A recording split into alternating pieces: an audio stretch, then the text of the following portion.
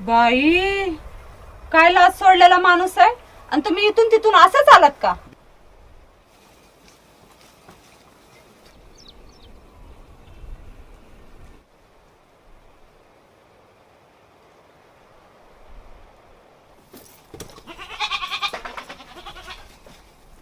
का गे आई खाली इथं आली सोय काढायला सरपंच.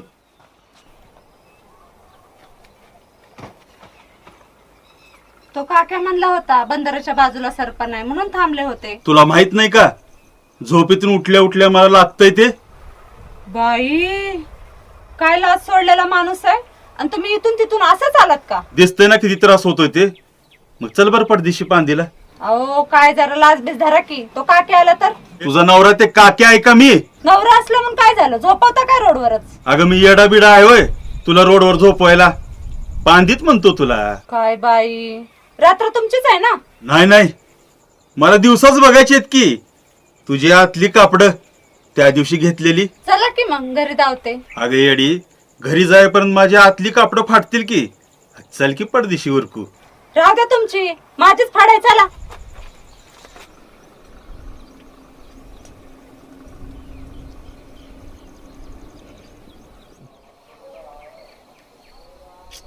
आई घातली सा इथं जीवाचं पाणी पाणी व्हायला लागलंय. गंगी कस काय आहे ना काय माहिती.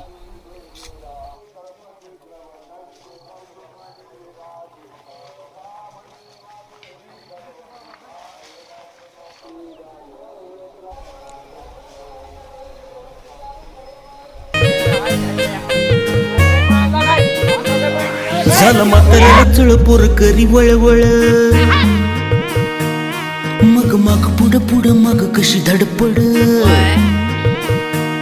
झालं म्हाताऱ्याला चळपोर करी वळवळ. मग पुढं पुढं मग कशी वही धडपड. गावात शेतात नदीत पांदीत करतेत फडफड.